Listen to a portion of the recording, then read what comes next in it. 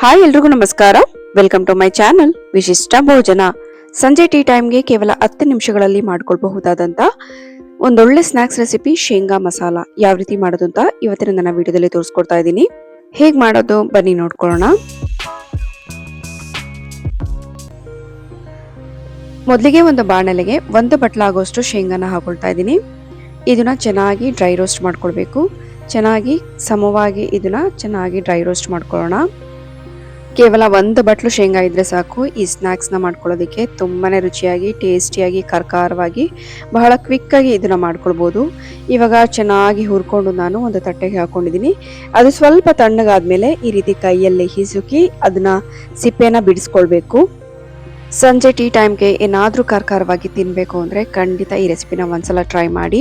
ಹೊರಗಡೆಯಿಂದ ಅದು ಇದು ತಂದು ತಿನ್ನೋದಕ್ಕಿಂತ ಮನೆಯಲ್ಲೇ ಆರೋಗ್ಯಕರವಾಗಿ ನಾವು ಈ ರೀತಿ ಮಾಡ್ಕೊಂಡು ತಿನ್ಬೋದು. ಈಗ ನೋಡಿ ಈ ರೀತಿ ನಾನು ಸಿಪ್ಪೆನೆಲ್ಲ ಬಿಡಿಸ್ಕೊಂಡು 2 ಭಾಗ ಆಗುವಾಗೆ ಈ ರೀತಿ ಮಾಡಿ ಇಟ್ಕೊಂಡಿದ್ದೀನಿ. ಈಗ ಒಂದು ಬಾಣಲೆಗೆ 2 ಸ್ಪೂನ್ ಆಗುವಷ್ಟು ಎಣ್ಣೆ ಹಾಕೊಳ್ತಾ ಇದ್ದೀನಿ.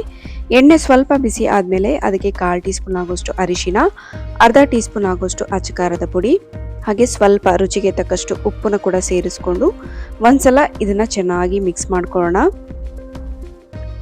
1 ನಿಮಿಷ ಆದಮೇಲೆ ಇದಕ್ಕೆ ನಾವು ಹುರಿದಿಟ್ಕೊಂಡು ಸಿಪ್ಪೆ ಬಿಡಿಸ್ಕೊಂಡಿದ್ವಲ್ಲ ಆ ಶೇಂಗಾನ ಇದ್ರೊಳಗೆ ಹಾಕಿ ಚೆನ್ನಾಗಿ ಮಿಕ್ಸ್ ಮಾಡ್ಕೊಳ್ತಾ ಇದ್ದೀನಿ. ಈ ಸ್ಟೇಜಲ್ಲಿ ಸ್ಟವ್ನ ಆಫ್ ಮಾಡಿ ಇದನ್ನ ತಣ್ಣಗಾಗಿ ಬಿಡಬೇಕು. ಉಪ್ಪು ಖಾರ ಎಲ್ಲ ಚೆನ್ನಾಗಿ ಕಡಲೆ ಬೀಜಗೆ ಹೊಂದ್ಕೊಳ್ಳೋ ಹಾಗೆ ಈ ರೀತಿ ಮಿಕ್ಸ್ ಮಾಡಿಕೊಂಡು ಇದನ್ನ ಕಂಪ್ಲೀಟ್ ತಣ್ಣಗಾಗೋಕೆ ಬಿಡೋಣ. ತಣ್ಣಗಾದ್ಮೇಲೆ ಇದು ಸ್ವಲ್ಪ ಗರಿ ಗರಿಯಾಗಿರುತ್ತೆ.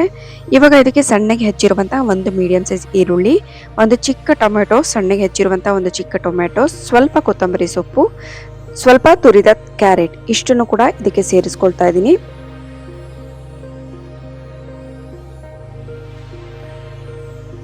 ಜೊತೆಗೆ ಅರ್ಧ ಟೀ ಸ್ಪೂನ್ ಆಗೋಷ್ಟು ಚಾಟ್ ಮಸಾಲಾನು ಸೇರಿಸ್ಕೊಂಡು ಒಂದ್ಸಲ ಚೆನ್ನಾಗಿ ಎಲ್ಲ ಕಡಲೆ ಬೀಜಗೆ ಹೊಂದ್ಕೊಳ್ಳೋ ಹಾಗೆ ಮಿಕ್ಸ್ ಮಾಡಿಕೊಂಡ್ರೆ ಸೂಪರ್ ಟೇಸ್ಟಿ ಆಗಿರುವಂಥ ಶೇಂಗಾ ಮಸಾಲ ಅಥವಾ ಕಡಲೆ ಬೀಜದ ಮಸಾಲ ರೆಡಿ ಆಯಿತು.